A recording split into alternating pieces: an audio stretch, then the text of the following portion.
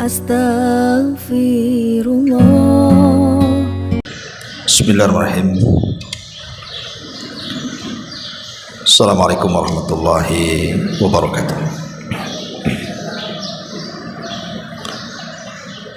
Alhamdulillah wassalatu wassalamu ala rasulillah wa ala alihi wa sahbihi wa mawalah wa la hawla wa la quwata illa billahi wa ba'du. Alhamdulillah, di pagi hari ini kembali kita bisa duduk untuk berthalabul ilmi, dan pembahasan di pagi ini kita akan membahas tentang 10 perkara yang merupakan sebab terbesar dikabulkannya doa-doa kita. Apa saja 10 perkara yang mempercepat pengkabulan doa kita kepada Allah Subhanahu wa ta'ala?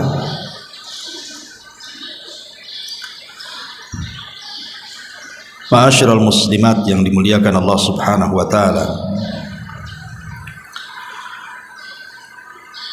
sering kita mendengar sebagian masyarakat awam,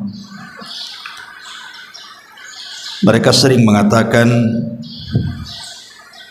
saya sudah banyak berdoa dan berdoa, bahkan bertahun-tahun saya berdoa,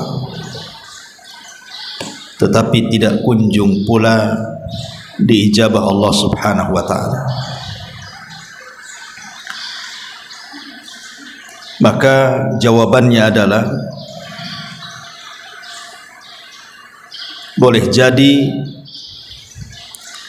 tidak dikabulkan doa kita ini karena ada beberapa perkara.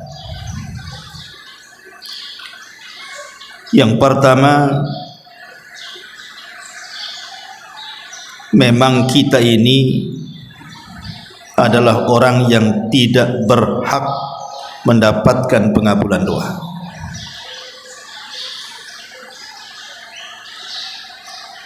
Sebabnya adalah karena tidak mengambil sebab. Jadi sebab tidak dikabulkan doa itu karena tidak mengambil sebab bagaimana doa itu supaya diterima. Makanya Allah tidak kabulkan. Atau boleh jadi pengabulan itu sebenarnya kebaikan. Jadi ketika Allah Subhanahu wa ta'ala tidak mengabulkan doa itu, boleh jadi Allah Subhanahu wa ta'ala hendak memberikan kebaikan kepada kita. Karena ada orang-orang yang berdoa kepada Allah Subhanahu wa ta'ala minta diberikan kekayaan, tapi Allah tidak kabulkan. Karena kalau seandainya dia dikayakan, boleh jadi dia makin jauh dari Allah.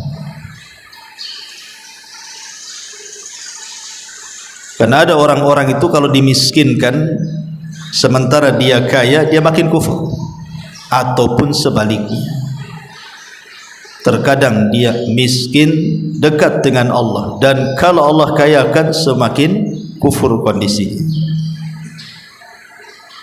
Jadi sebab tidak dikabulkan doa itu boleh jadi sebuah kebaikan bagi kita. Atau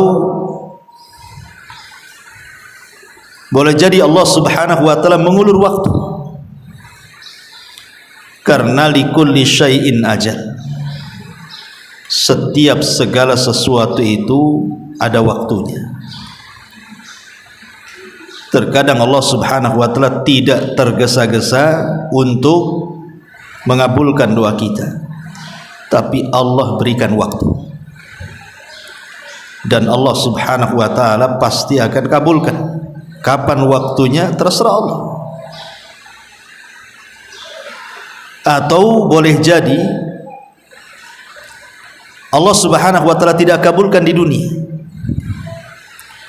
tetapi Allah Subhanahu wa taala jadikan pengabulan doa itu dalam bentuk pahala yang disimpannya untuk kelak mengangkat derajat kita di surga, sehingga di dunia tidak dikabulkan.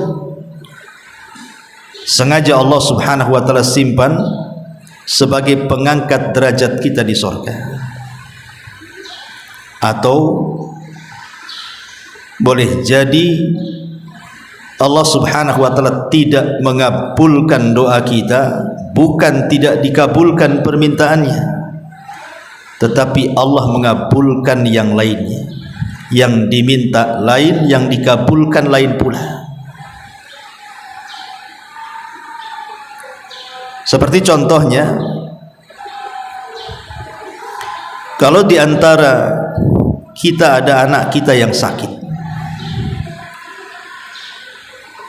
kemudian kita berdoa kepada Allah Subhanahu wa taala supaya anak kita sembuh. Bertahun-tahun kita ini berdoa supaya anak kita sembuh dari sakitnya, tapi tidak kunjung sembuh. Pertanyaannya, apakah doa kita tidak manfaat untuk anak kita? Kita katakan manfaat. Lah kan enggak sembuh-sembuh anaknya. Dari mana kemudian ada manfaatnya? Ya, bisa saja dia tidak sembuh tapi Allah tidak wafatkan. Boleh saja memang dia tidak disembuhkan tetapi Allah tidak wafatkan dia. Artinya pengabulannya dengan cara menghindarkan bala yang akan menimpa kita.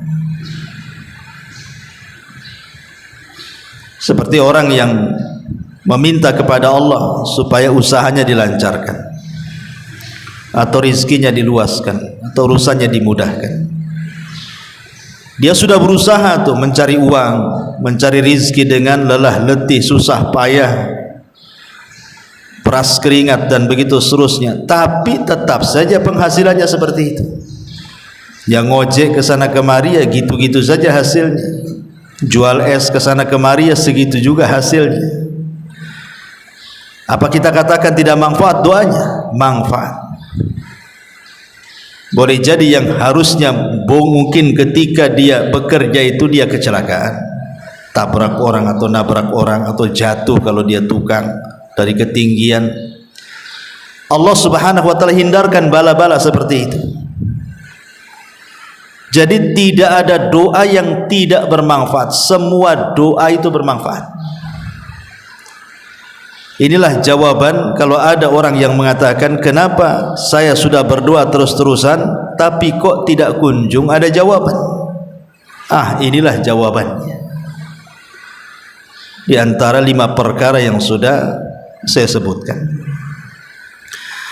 Ma'asyiral muslimat yang dimuliakan Allah Subhanahu wa taala. Nabi sallallahu alaihi wasallam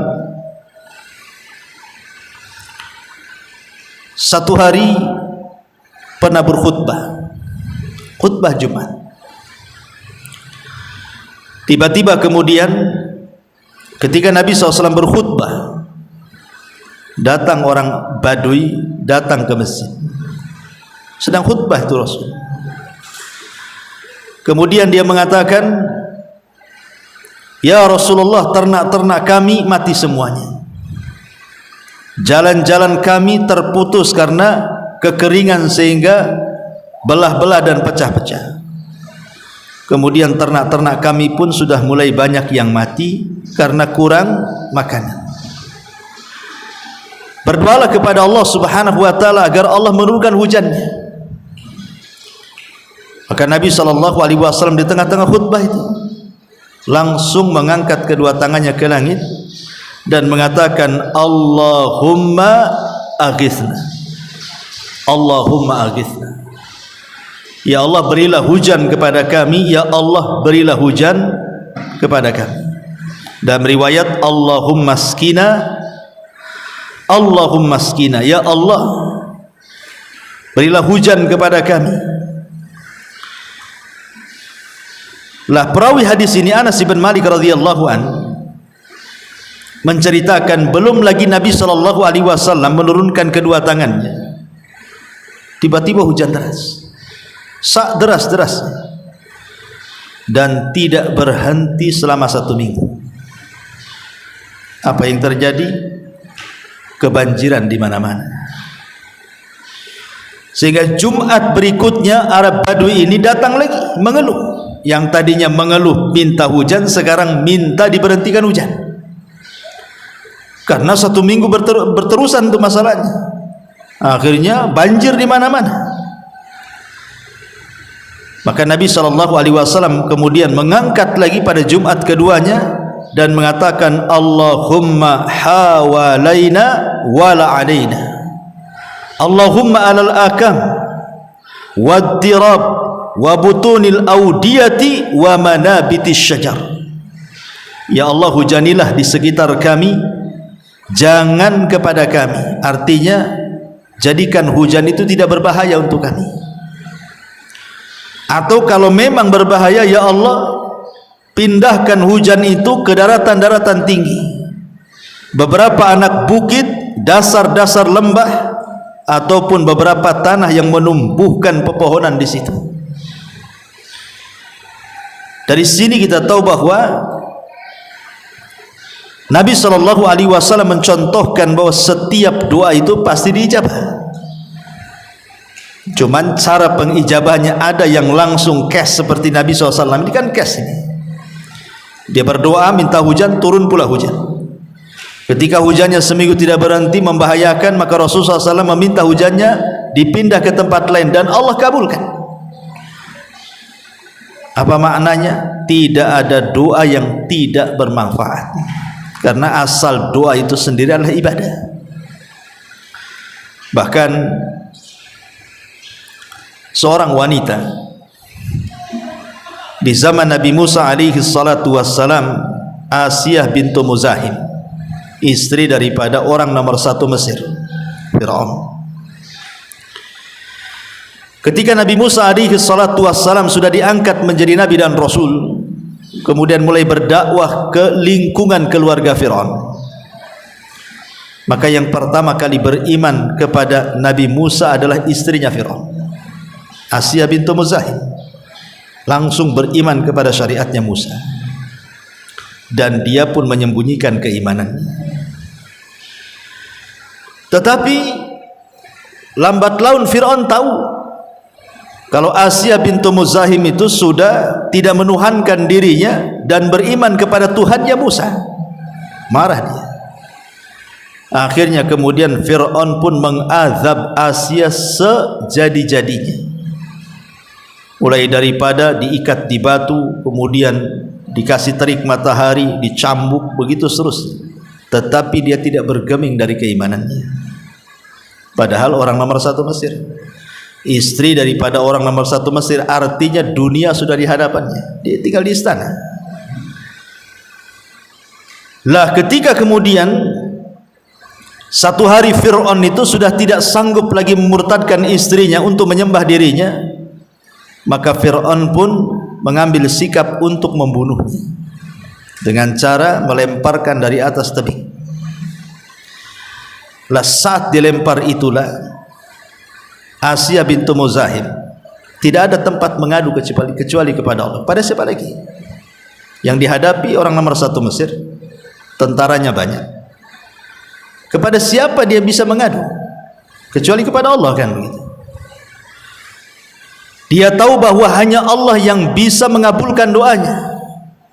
Makanya saat dilempar itulah, maka Asiyah bintu Muzahim berdoa dan doanya diabadikan dalam Al-Quran. Sampai Allah katakan dalam surah At-Tahrim ayat 11, wa dharaballahu mathala lilladzina amanu imra'ata fir'auna idh qalat rabbi ibnili indaka baitan fil jannah wa najjini min fir'auna wa amali wa najjini minal qaumi zalimin. Dan Allah telah membuat istri Fir'aun perumpamaan bagi orang-orang yang beriman. Di sini Allah Subhanahu wa taala jadikan contoh bagi wanita-wanita yang beriman, siapapun. Ibu-ibu yang di sini, ibu-ibu yang di sono, sejak zaman itu sampai hari ini, bahkan sampai kiamat, Allah katakan, dan Allah membuat istri Fir'aun perumpamaan. Bagi siapa? Bagi orang-orang yang beriman, siapapun yang beriman. Karena istri Fir'aun ini tidak pernah berdoa dengan doa yang pernah diucap oleh orang sebelumnya. Apa doanya? Dia mengatakan, Rabbibnili indaka baitan fil jannah. Ya Rabb. Lihat bagaimana istri Fir'aun. Dia mengadu kepada Allah Subhanahu wa taala dan mengatakan, Ya Rabb. Ingat, siapapun yang mengucapkan Ya Rabb, maka Allah tidak mungkin menyia-nyiakan kita. Karena kita mengikrarkan kerububiahan Allah masalahnya. Ya Rabb, ibnili, bangunkan untukku, indaka, di sisimu, baitan fil jannah, sebuah istana di sorga. Doa ini belum pernah diucapkan orang sebelumnya. Di mana Asiyah bintu Muzahim berdoa kepada Allah, tidak apa-apa, nyawaku hilang, istanaku lenyap, kesenangan duniaku sudah tidak ada, tidak ada masalah. Tetapi ya Rabb, saya minta jadikan aku tetanggamu dan bangunkan untukku rumah di sorga. Istrinya Fir'aun mendahulukan tetangga sebelum rumah. Dan di sini kaidah juga sering saya ucapkan kan di sini. Ibu kalau cari rumah, jangan melihat rumahnya dulu, tapi lihat tetangganya. Ibu udah bosan nih di sini, mau pindah ke perumahan yang lain, jangan dilihat rumahnya dulu. Karena kebanyakan kita ini kalau cari rumah pasti rumahnya dulu kan dilihat. Bagus enggak? View-nya ada enggak? Pasumnya ada enggak? Jalannya lebar enggak? Bukan itu yang diajarkan Al-Quran. Sebelum melihat rumah itu, lihat tetangga di sekitarnya, muslim atau kafir, ada tempat ibadahnya atau tidak, lingkungannya islami atau tidak, mayoritas orang di situ siapa, bisa istiqomah enggak kalau saya tinggal di sini, akidah saya bisa berubah atau tidak, makin semangat ibadah atau tidak. Itu yang harusnya dipikirkan dulu. Kalau fasilitas mendekatkan diri kepada Allah sudah ada di perumahan itu, baru ibu koclok tuh, tinggal nyari rumahnya yang mana, mau dihuk, mau kopel, mau apa, terserah. Makanya di sini istrinya Fir'aun mengajarkan satu doa, Rabbibnili indaka, ya Rabb, bangunkan untukku di sisimu. Maksudnya jadikan aku tetanggamu. Baru setelah itu baitan fil jannah, satu istana di sorga. Wa najjini min fir'auna wa amali, dan selamatkan aku dan si Fir'aun itu, dari si Fir'aun itu dan semua perbuatan kufurnya. Wa najjini minal qaumidz zalimin, dan selamatkan aku juga dari kaum yang zalim. Lihat di sini Al-Quran mengajarkan kepada kita, setiap manusia itu pasti ada masalah. Tidak mungkin tidak ada masalah. Kayak sering saya katakan, masalah itu pasti akan ada dan silih berganti, bahkan terkadang beruntun. Namanya masalah. Lah istri Fir'aun ini kan jelas-jelas dia mendapatkan ujian yang luar biasa kan. Dia sudah tidak dapat fasilitas lagi, yang ada justru disiksa hanya karena dia mengatakan amantu bi rabbi Musa, aku beriman kepada Rabbnya Musa. Semua kenikmatan dunia ini putus. Padahal kalau seandainya istri Fir'aun itu diam-diam saja, tidak beriman kepada Nabi Musa, apapun dari dunia itu sudah ada di hadapan dia loh. Dia ratunya, mau apapun ada di depan dia. Mau dayang tinggal panggil, mau makan tinggal makan, mau minum tinggal minum. Apalagi yang kurang dari istri Fir'aun ini? Apalagi Fir'aun ini memang cinta dengan Asiyah bintu Muzahim, tetapi dia lebih mendahulukan keimanan dibandingkan nikmatnya dunia. Tapi syahidnya di sini, bagaimana istri Fir'aun mengajarkan kepada kita, jangan pernah mengadu kepada siapapun kecuali kepada Allah. Karena itulah sandaran kita dalam hidup kita. Ibu boleh bawa anak ke rumah sakit, tetapi sebelum ibu ini mengadu kepada dokter soal sakit anak ibu itu, adukan sakitnya dulu kepada Allah. Itu maksudnya. Ya. Kita punya anak sakit, ingin berobat, atau kita sedang sakit, ingin berobat. Lah sebelum kita minta supaya dokter mengobati kita, minta dulu kepada Allah. Maksudnya sandarkan dulu kepada Allah, baru kepada manusia. Karena dokter pun tidak memiliki kesembuhan di tangannya, dia kan hanya sebab saja, usaha. Buktinya dokter sakit saja dia diobati dengan dokter yang lainnya. Kenapa kalau dia seorang dokter, kalau dia sakit, kenapa tidak diobati sendiri? Bahkan terkadang seorang dokter itu sakit, dioperasi dokter lain, mati pula dia. Ya. Saya punya kawan itu seorang dokter, dioperasi, koma, mati. Padahal dokter itu diobati dokter lain, bukannya sembuh, malah mati. Artinya bahwa kesembuhan bukan di tangan dokter, kesembuhan itu di tangan Allah. Makanya sebelum menyandarkan sesuatu kepada manusia, sandarkan dulu kepada Allah. Lihat Asiyah bintu Muzahim, dia sandarkan kepada Allah, Rabbi ibnili indaka baitan fil jannah wa najjini min fir'auna wa amali wa najjini minal qaumi zalimin. Karena begini, Allah subhanahu wa ta'ala itu lebih rahim kepada hambanya dibandingkan seorang ibu kepada anaknya. Contoh sejarah, ketika terjadi perang Hunain, maka Nabi SAW dimenangkan dalam peperangan itu bukan hanya mendapatkan harta ghanimah yang banyak, tapi juga mendapatkan tawanan-tawanan wanita-wanita musyrik, menjadi budak tawanan. Jadi dari sekian budak wanita yang ditawan itu, Nabi SAW memandang kepada seorang ibu. Ibu ini kayaknya lagi bingung, karena kan ramai, ya. Tetapi mata Nabi SAW terpusat kepada ibu itu. Kenapa? Ibu ini keliling-keliling, setiap ada bayi, kemudian diambil, kemudian diangkat, dipandang wajahnya, kemudian dikasih lagi, kemudian keliling lagi, nampak ada bayi, diangkat lagi, dilirik lagi, dikasihkan lagi sama ibunya. Rupanya Rasul baru tahu bahwa ibu ini kehilangan bayinya. Setiap ada bayi disangka anaknya, setiap ada bayi disangka anaknya, ya. Sampai ketika ibu ini putus asa, karena semua bayi yang digendong di situ bukan anaknya. Ketika dia terduduk, sudah pusing, ya, udah sedih, udah kalut, tiba-tiba adalah seseorang itu membawa bayi, rupanya itu anaknya. Saking senangnya, kemudian dia ambil bayinya, kemudian dia susui sampai air susunya muncrat kemana-mana, karena saking senangnya dia nggak peduli, ya. Dan dia tidak mau melepaskan anaknya itu.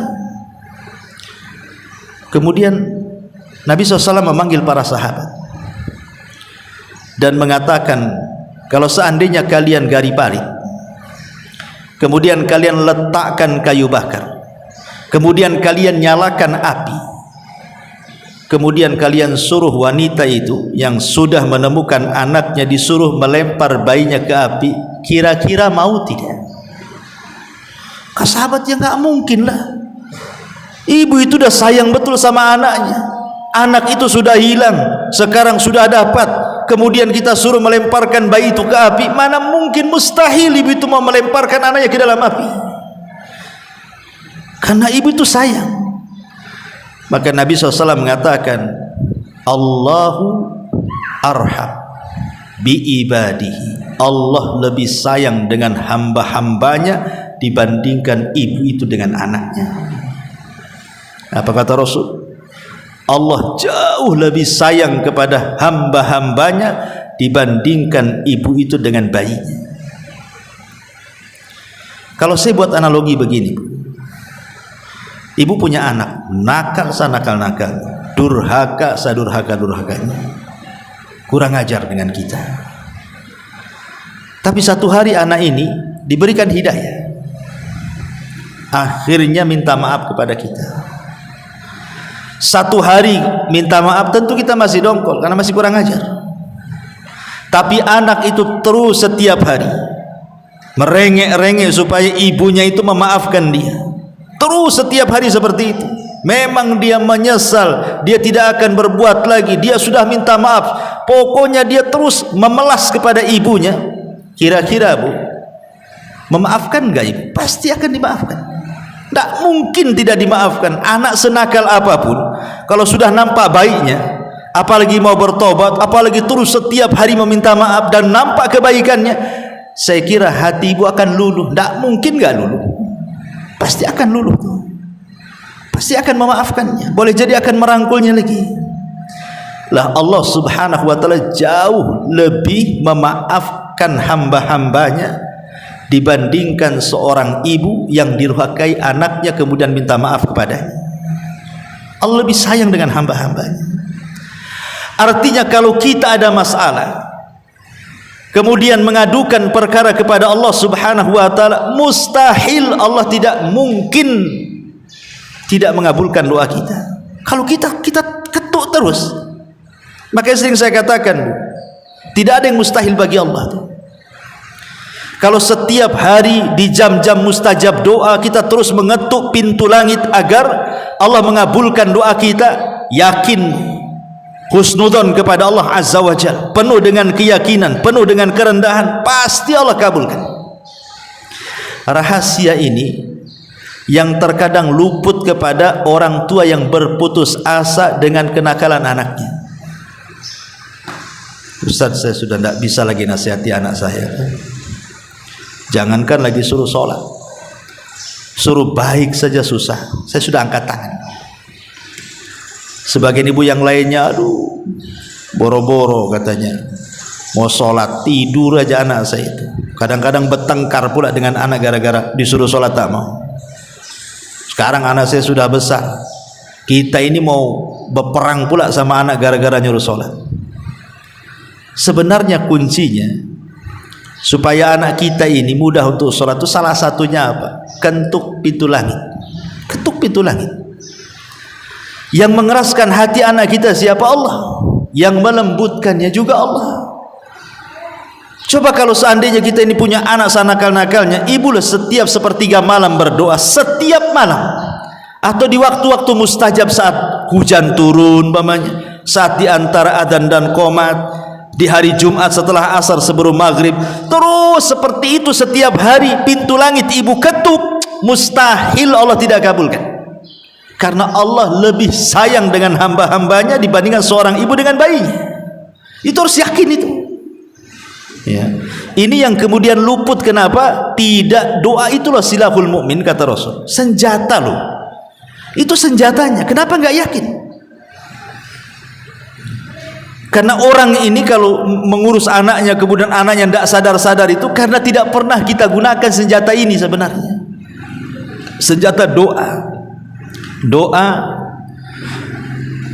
yang luar biasa yang Rasul katakan, ad-du'a usilahul mu'min, karena tidak ada yang mustahil bagi Allah. Makanya Nabi Allah Zakaria itu kan sudah tua, kemudian istrinya pun sudah tua dan mandul. Artinya kan mustahil punya anak tuh.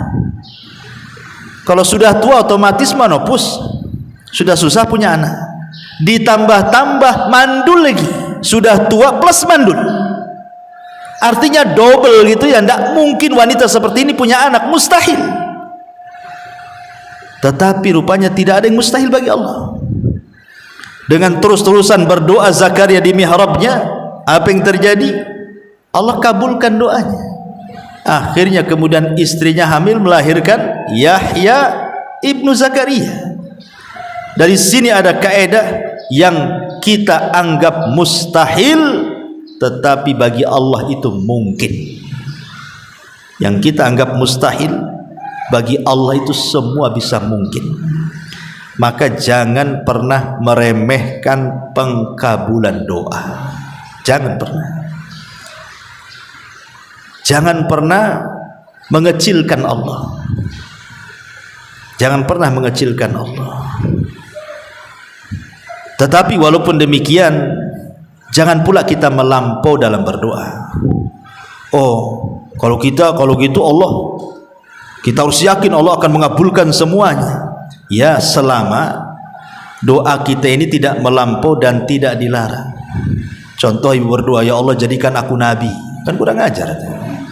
Ya, nabi tidak ada lagi kecuali Nabi Muhammad. Karena Rasul mengatakan la nabiyya ba'di, tidak ada nabi sepeninggal. Atau umpamanya seorang wanita, ya Allah berikan suami 4, ya tidak bisa. Ya, seorang istri tidak boleh berpoligami kan itu. Nah, itu kan berlebihan namanya. Atau seorang suami, ya Allah carikan istri saya 20, kan berlebihan itu kan.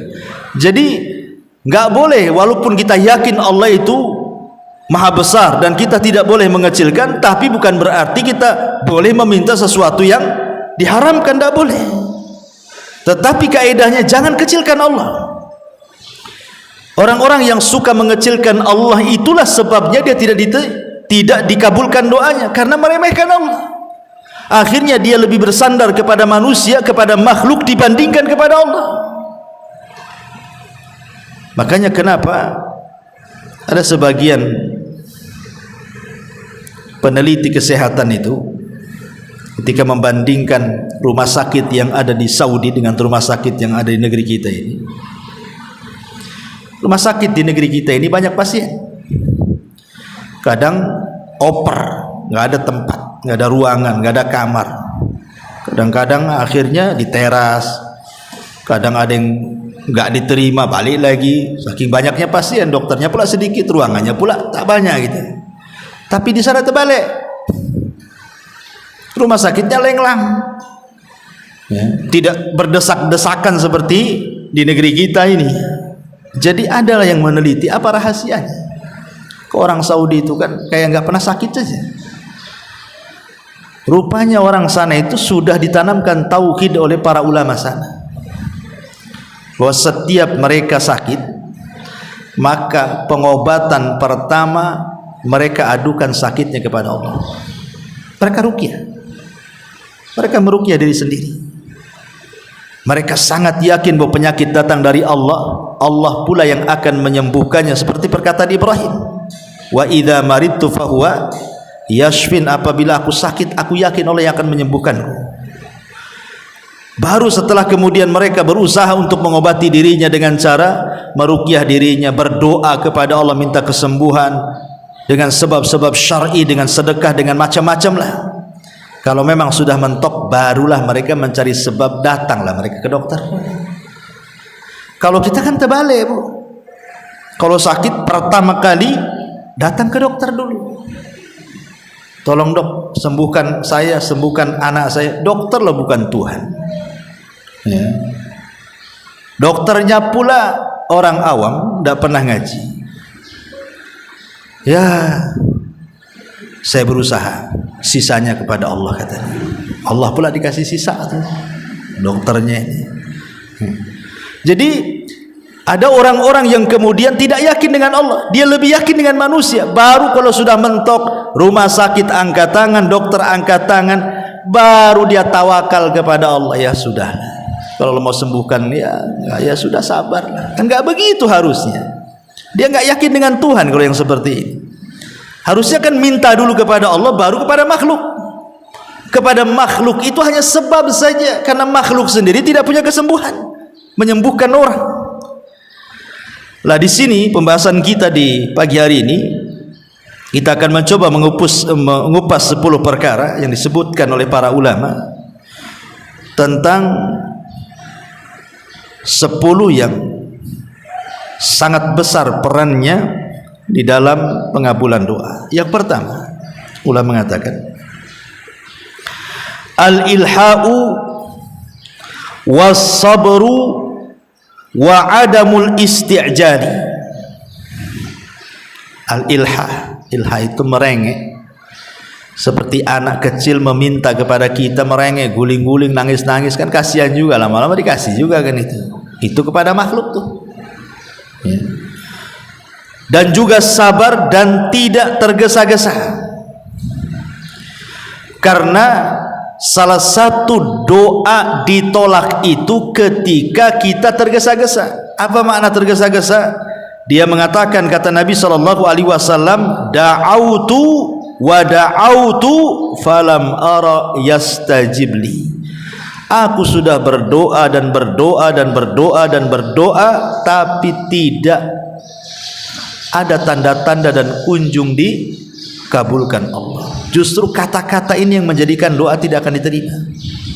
Kalau kita sampai ngomong, saya ini sudah banyak kali berdoa tapi kok nggak dikabul-kabulkan, justru tidak akan dikabulkan kalau dia ngomong gitu. Jangan pernah ngomong seperti itu. Jangan pernah kita ngomong, aku sudah banyak berdoa, sudah berbulan-bulan, bertahun-tahun, kok nggak dikabul-kabulkan ya. Jangan bicara seperti itu. Karena tadi di awal muqaddimah ada 5 sebab kenapa doa tidak dikabulkan. Mudah-mudahan nyatat ya. Ini yang pertama. Karena begini Bu ya, Allah Subhanahu wa ta'ala itu tidak akan bosan,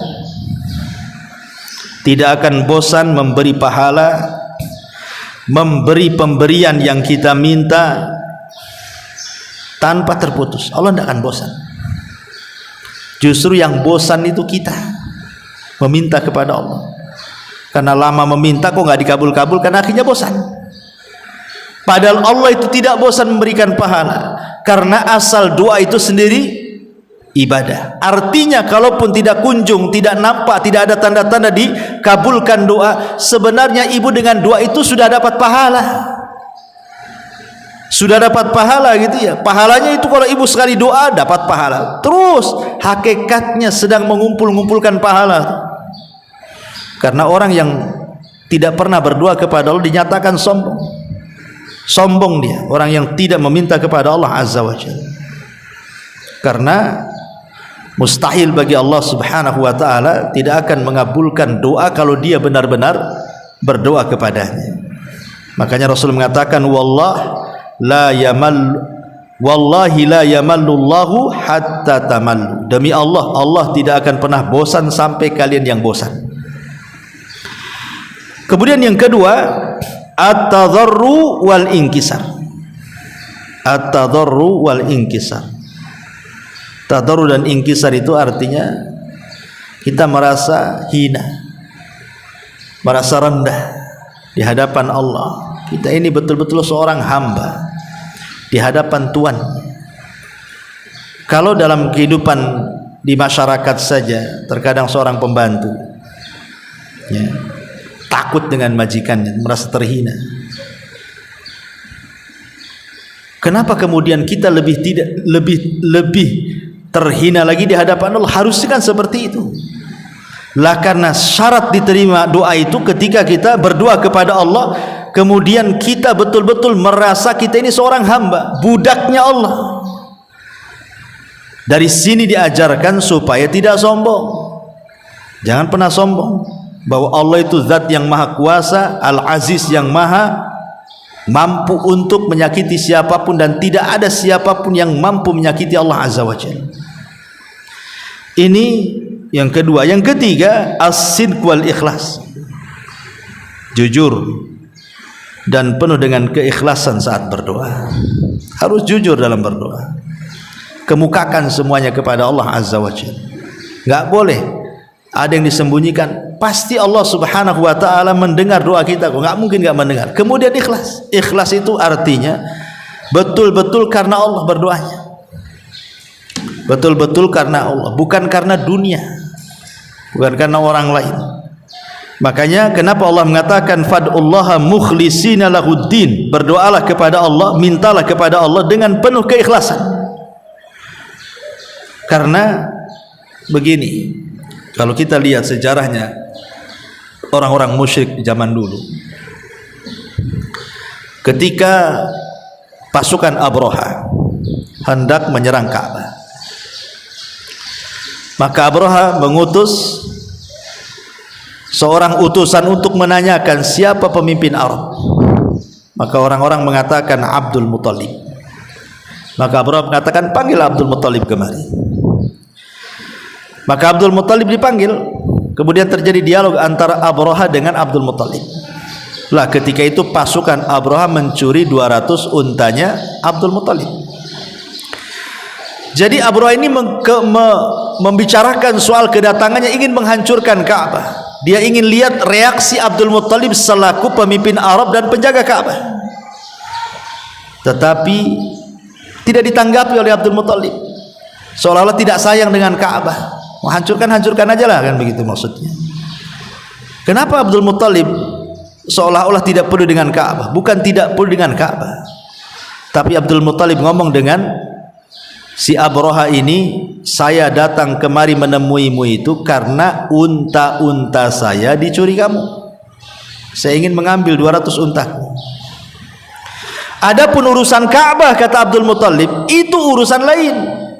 Saya bukan pemilik Ka'bah, saya ini pemilik unta, makanya saya cari unta. Adapun Ka'bah itu ada pemiliknya, Rabb yang akan melindunginya. Tuhan saya yang akan melindunginya, bukan saya. Makanya saya nggak peduli kau menghancurkanlah sana, karena Ka'bah itu ada pemiliknya. Kemudian Abraha pun memberikan 200 ekor unta. Abdul Muthalib pula pergi. Lah Abdul Muthalib pergi ke mana? Rupanya dia pergi ke Ka'bah. Awalnya dia mengatakan kalau hancurkan Ka'bah, hancurkan aja lah, kan itu. Tapi hatinya tidak demikian. Dia keluar berjumpa dengan Abraha, kemudian pergi menuju Ka'bah. Masuk dia ke dalam Ka'bah. Kemudian dia berdoa kepada Allah agar Allah melindungi Ka'bah yang dimuliakan itu. Dari sini lihat bagaimana kelakuan orang-orang musyrik Arab. Kalau sedang kepepet saja butuh Allah, tapi ketika mereka senang, mereka pun mulai menyembah Lata, Uzza, Manat, Hubal dan sesembahan yang lainnya. Makanya Allah Subhanahu wa taala gambarkan dalam Al-Qur'an, fa idza raqibu fil fulki da'awullaha mukhlishina lahuddin falamma najjahum ilal barri idza hum yusyrikun. Orang-orang musyrik di zaman jahiliyah, apabila mereka berada di tengah lautan, di atas bahtera, di ombang-ambing ombak dan akan karam kapalnya, mereka pun berdoa kepada Allah dengan ikhlas supaya mereka diselamatkan. Tapi ketika kapalnya sudah diselamatkan, disandarkan ke daratan, mulai lagi mereka melakukan kesyirikan. Lah doa yang seperti ini enggak ikhlas namanya. Di waktu susah saja, oh datang kepada Allah. Ya Allah saya susah, ya Allah saya sakit, sembuhkan saya. Ya Allah saya miskin, kayakan saya. Ya Allah saya susah, senangkan saya. Ketika sudah sembuh, ketika sudah senang, ketika sudah kaya, lupa pula Allah. Itu tidak ikhlas namanya. Ya, itu maksud ikhlas di sini. Jangan seperti orang-orang jahiliyah dekat dengan Allah di waktu susah, ketika senang pula jauh dari Allah. Makanya hadisnya gimana? Harusnya dibalik, Bu.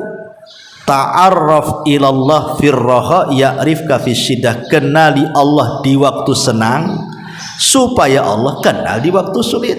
Jangan dibalik. Kondisi kita ini dibalik. Kalau ibu datang ke rumah sakit, hampir semua lisan orang yang sakit itu, oh ada yang istighfar, ada yang zikir, ada yang macam-macam, kan kita sering mendengar itu. Di rumah sakit itu tasbihnya nggak lepas, ya. Ada yang baca Quran, ada yang apa tuh di rumah sakit. Iya lagi sakit, ya, coba keluar dari rumah sakit dah sembuh, dah lupa tuh zikir-zikir itu. Harusnya ketika senang itulah ingat Allah, sehingga ketika kita sulit Allah ingat kita. Nah itu namanya ikhlas. Ikhlas dalam berdoa, ya. Makanya ini penting juga. As-sidqu wal ikhlas adalah kejujuran dan keikhlasan saat berdoa. Ini yang ketiga. Yang keempat, al-khusyu'u wa hudurul qalbi. Al-khusyu' wa hudurul qalbi. Khusyuk dan hadirkan hati. Maksudnya khusyuk dan hadirkan hati itu apa? Maksudnya ibu harus yakin, husnudzon, berbaik sangka kepada Allah, yakin Allah itu pasti akan mengabulkan. Makanya orang tidak boleh berdoa itu, ya Allah ighfirli in syi'tah, ampuni aku jika kau mau. Kok gitu doanya? Jika kau mau ya kayakan aku, jika kau mau sembuhkan aku. Itu tidak yakin. Doa itu harus keyakinan, Bu. Allah itu zat yang maha yakin keberadaannya, maka jangan berdoa kecuali dengan keyakinan. Zat yang maha yakin harus berdoa dengan penuh keyakinan. Jangan kita yakini Allah itu ada, ragu-ragu pula saat berdoa.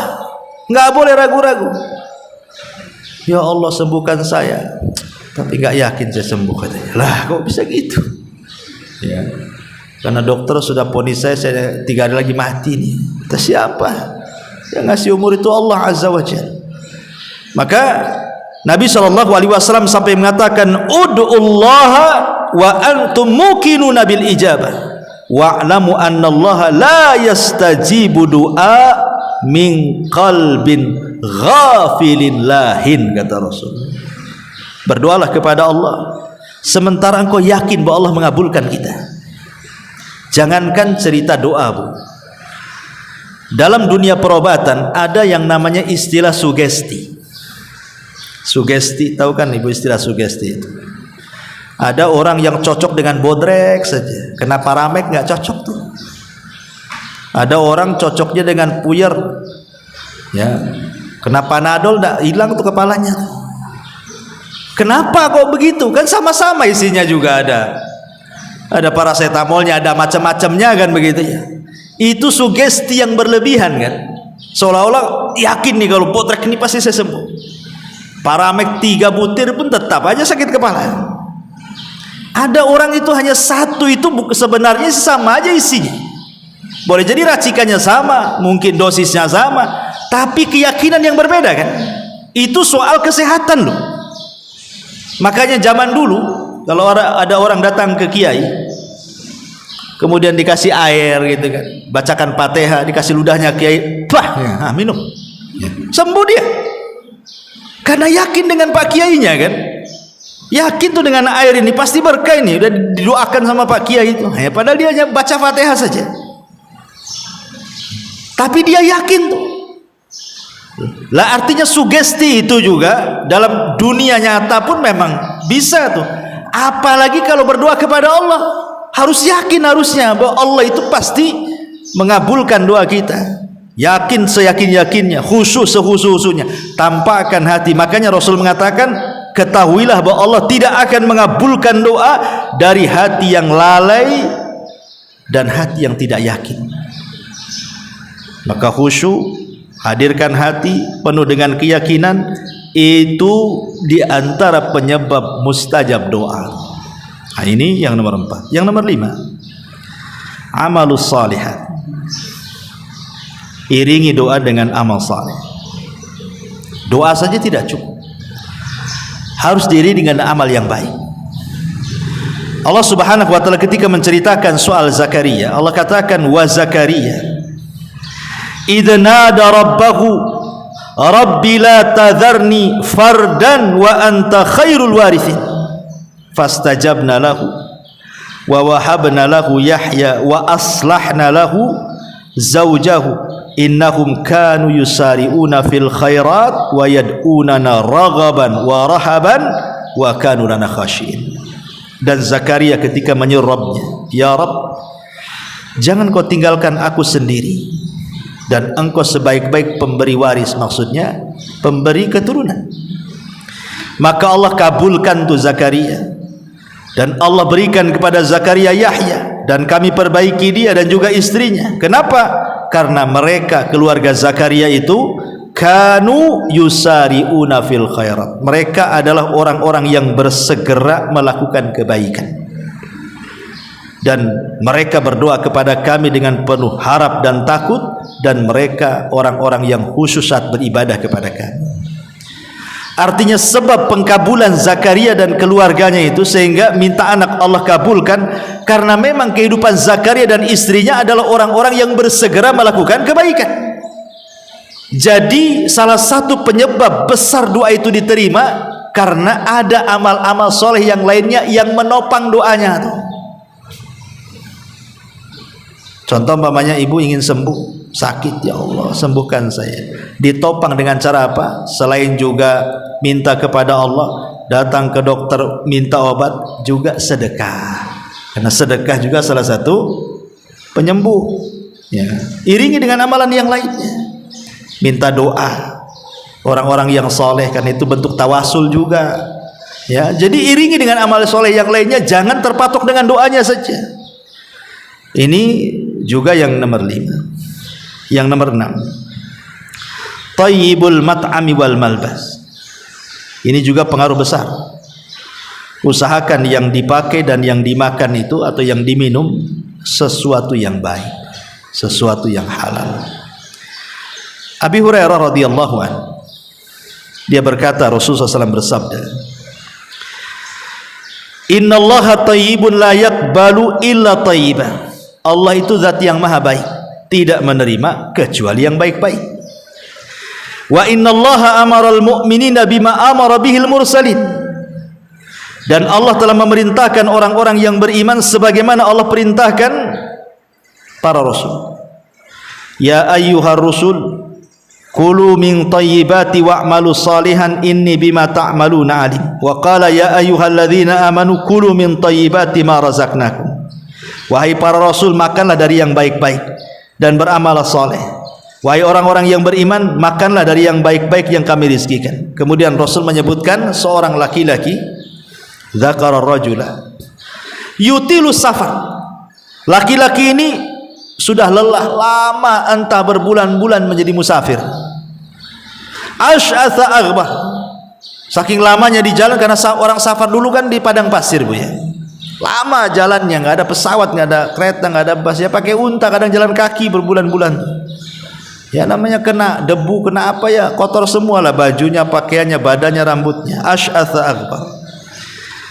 Yamuddu yadai yunadi rabbah. Dia pun mulai berdoa kepada Rabbnya dengan mengangkat kedua tangannya. Kemudian mengatakan, Ya Rabb, Ya Rabb, wahai Rabb kabulkan doaku, wahai Rabb kabulkan doaku. Maka Allah subhanahu wa ta'ala tidak kunjung mengabulkan doanya, padahal dia punya 4 syarat diterima doa. Orang ini kan punya 4 syarat diterima doa. Salah satunya adalah seorang musafir. Dia kan musafir. Musafir itu mustajab doanya. Yang kedua, dia orang susah. Orang susah itu paling cepat dikabulkan doanya, karena doa orang susah itu ikhlas. Yang ketiga, mengangkat kedua tangannya, karena Rasul yang mengatakan innallaha hayyun karim. Allah itu zat yang maha pemalu tetapi maha pemurah. Yastahi min abdihi idza rafa'a yadayhi an yaruddahuma sifra. Allah malu kalau ada hamba mengangkat kedua tangannya meminta kepada Allah. Allah malu kalau membiarkan kedua tangannya kosong. Artinya mengangkat kedua tangan salah satu penyebab dikabulkan doa. Kemudian yang keempat, ya Rabb, ya Rabb, dia pun memelas, merengek kepada Allah. Artinya 4 sebab sudah ada. Pertanyaannya, kenapa nggak dikabulkan? Rupanya ini masalahnya. Wa mat'amuhu haram, wa mashrabuhu haram, wa malbasuhu haramun, wa ghudiya bil haram. Makanannya haram, minumannya haram, pakaiannya dibeli dari yang haram. Dia pun badannya dibesarkan dari daging yang haram. Fa anna yustajabulah. Bagaimana akan dikabulkan doanya tuh? Bayangkan, 4 penyebab doa terkalahkan dengan 1 penghalang doa. Dia kan sudah punya 4 tuh, harusnya doanya dikabulkan, tapi 1 penghalang doanya, karena makanan yang dimakan haram. Maka yang 4 gak ada gunanya.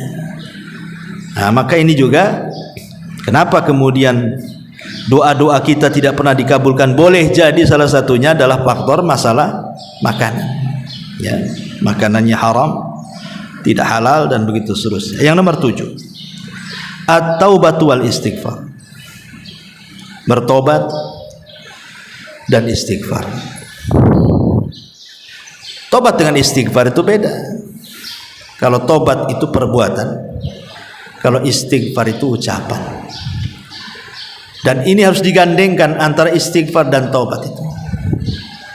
Orang kalau hanya istighfar saja tidak cukup. kalau dia tidak diiringi dengan perbuatan. Saya megang botol minuman sambil dengar astagfirullahaladzim, minum lagi astagfirullahaladzim, diterima? Mana bisa, karena baru istighfar kan. Kalau astagfirullahaladzim buang homernya, itu baru benar tuh ya. Astagfirullahaladzim minum lagi, habis minum astagfirullahaladzim lah, ngapain itu?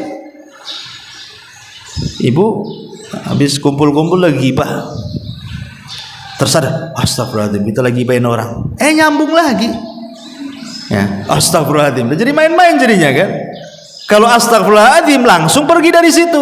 Astagfirullahaladzim kita gibahin orang, anak pulang dulu, gitu harusnya. Astagfirullahaladzim tapi masih dengerin ya, handsetnya dibuka pula, ngomong apa orang tuh. Ini kan nggak bisa kayak gini, itu belum tobat namanya. Makanya tobat dan istighfar itu dua kata harus bersambung, lisan dan perbuatan. Nah, salah satu mustajab doa itu ketika seseorang itu berdoa didahului dengan tobat dan istighfar, kemudian berdoa setelahnya, maka doanya manjur. Makanya kenapa kalau kita lihat dalam surah Al-Qasas ayat 16 Allah mengatakan Rabbi inni zalamtu nafsi faghfirli faghfaralah. Ya Rabb, aku sudah mendolimi diriku, ampuni aku.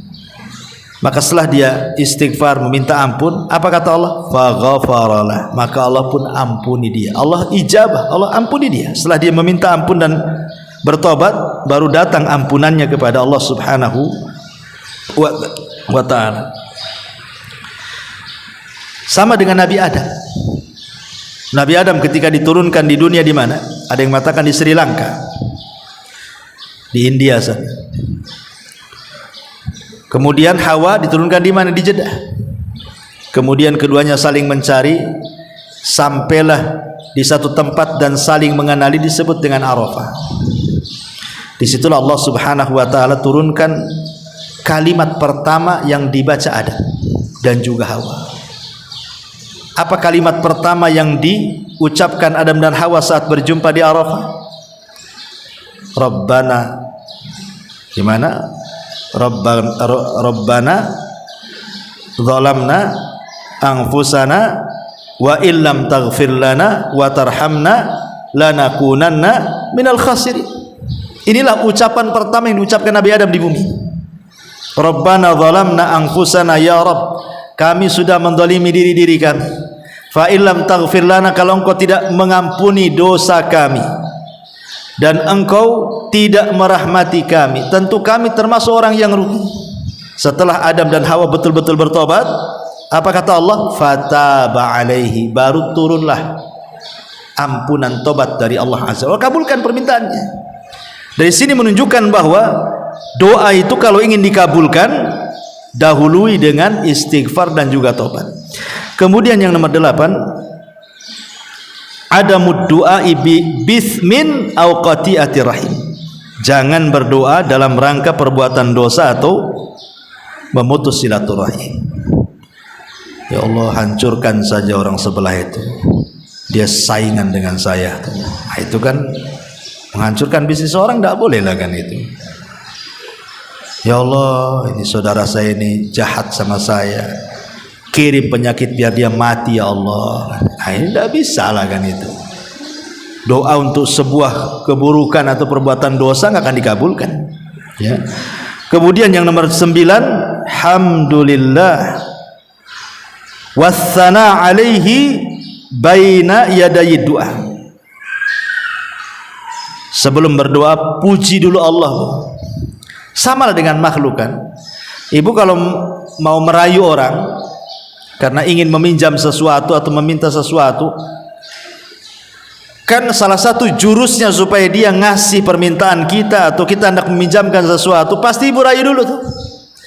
Entah dengan perbuatan ibu dekat-dekat dengan dia, entah dengan cara muji-muji dia, entah dengan cara akrab-akrab dulu dengan dia, kan begitu. Baru setelah itu pinjam uang. Tidak mungkinlah ibu baru kenal tiba-tiba pinjam uangnya, dikasih nggak dikasih, baru kenal kok. Ya pasti kenalan dulu, diakrabi dulu. Oh, nampak ini tasnya kalau datang ke pengajian besar tasnya, jangan-jangan isinya uang semua ya. Mulai didekati, dirayu, Rupanya buku catatan, ya kan? Intinya bahwa seseorang itu mendekati manusia saja pasti dipuji dulu, didekati dulu. Maka Allah itu mimbabil aula. Nama ini mafhum aulawi. Sama manusia saja terjadi, apalagi sama Allah, gitu maksudnya. Ya. Kemudian yang nomor 10, at-tawassul lillahi inda du'a. Berdoalah dengan cara tawassul. Tawassul itu mencari perantara. Dengan cara apa? Pertama, menyebut Asmaul Husna. Asmaul Husna itu yang kita kenal 99 nama. Dari 99 nama itu pasti ada satu yang disebut dengan Ismul A'zam. Dan Rasulullah SAW mengatakan siapapun yang berdoa bertepatan dengan Ismul A'zam mustajab doanya. Tapi kan Ismul A'zam, nama yang agung dalam Asmaul Husna, kan menjadi khilaf para ulama. Yang mana satu? Ada yang mengatakan Al-Hayyu Al-Qayyum, ada yang mengatakan Allah, ada yang mengatakan yang lainnya. Maka Aisyah radhiyallahu anha mengatakan Ismul A'zam, nama yang agung di dalam Asmaul Husna itu sama dengan malam Lailatul Qadar di 10 akhir Ramadan. Tidak tahu letaknya di mana. Sehingga harus mencari, kan? Lah begitu juga kalau ibu berdoa membaca 99 nama, pasti kalau dibaca semua pasti bertepatan dengan Ismul A'zam. Nggak mungkin tidak, Bu. Kan yang dari 99 nama Ismul A'zam kita kan nggak tahu yang mana satu. Tapi kalau kita baca semua ya pasti kenal lah. Ya. Makanya Rasul mengatakan siapa yang berdoa bertepatan dengan Ismul A'zam nggak mungkin ditolak doanya, pasti mustajab. Makanya bertawassullah dengan nama-nama Allah, sebutkan 99 nama, ya, baru kita berdoa. Ustaz gak hafal, tengok buku lah. Kemudian yang kedua, tawassul dengan amal soleh. Dengan amal soleh, ibu lagi sulit, teringat dulu pernah sedekah. Ya Allah, kalau sedekah dulu saya ikhlas, tolonglah diterima. Dan kalau itu berpahala, sekarang saya lagi susah, tolong doa, kabulkan doa saya. Itu namanya tawassul dengan amal soleh. Sehingga para ulama mengatakan jangan meremehkan amal sekecil apapun. Boleh jadi amalan yang kecil itu ikhlas, dan boleh jadi yang ikhlas itulah bisa kita gunakan tawasul saat kesulitan kita. Ataupun tawasul dengan orang soleh yang masih hidup, datang ke ustadz, ke kiai atau kawan yang nampaknya rajin ibadah, nampaknya soleh soleha, minta doa mereka. Ya, karena itu tawasul dengan amal soleh. Kemudian yang terakhir sebagai tambahan, di antara penyebab mudahnya doa itu dikabulkan adalah berdoa fi auqatil ijabah, di waktu-waktu yang mudah dikabulkan, seperti sepertiga malam akhir, karena malaikat lagi turun, Allah juga turun. Minta kepada Allah di sepertiga malam akhir, atau hari Jumat setelah asar sampai maghrib, atau di antara adzan dan qomat, atau ketika ibu safar, atau ketika turun hujan. Ya, itu semua waktu-waktu mustajab doa. Ya, jadi itu juga sangat mempengaruhi, atau ketika di waktu sujud, ya, di waktu sujud. Ya, makanya ada seorang syekh itu ditanya soal doa setelah sholat. Maksudnya doa masalah. Habis sholat langsung angkat tangan, habis sholat wajib maksudnya langsung angkat tangan meminta sesuatu. Apa kata syekh ini? Aneh, waktu sholat kau tak minta, setelah sholat kau minta, katanya. Waktu sholat itulah minta. Dekat-dekatnya kita dengan Allah itu ketika sujud, itulah minta. Nah, sudah sholat sibuk minta, sudah sholat itu zikir, bukan minta. Waktu sholat itulah minta, itu karena dekat-dekatnya hamba dengan Allah itu waktu sujud itulah, itulah minta di situ. Ya, kalau ingin diperpanjang, setelah sholat sunnah. Kalau setelah sholat wajib, yang ada zikir, berzikir kepada Allah Subhanahu wa taala dengan zikir yang diajarkan. Jadi doa setelah sholat, ya, ataupun doa di tadi sepertiga malam akhir, doa ketika ibu sedang puasa, ibu puasa Senin Kamis gitu kan, itu kan waktu iftar, itu kan waktu mustajab doa. Waktu mustajab doa itu ketika ibu iftar, itu mendekati maghrib, ya 5 menit sebelum iftar, itu juga sangat mustajab. Wallahu alam, ini diantara perkara-perkara mudah dikabulkan doa. Pak Ibu, nggak ada soal jawab ya, karena saya jam 10 ini ada kajian di SSS Warung Sunda Sawargi, Saung Sunda Sawargi, SSS S3. Hah? Nggak ada, nggak cukup waktunya. Dari sini ke Batam Center ini seperempat jam, bisa 20 menit juga kan. Soal lain kesempatan lah kita berkata jauh. Allah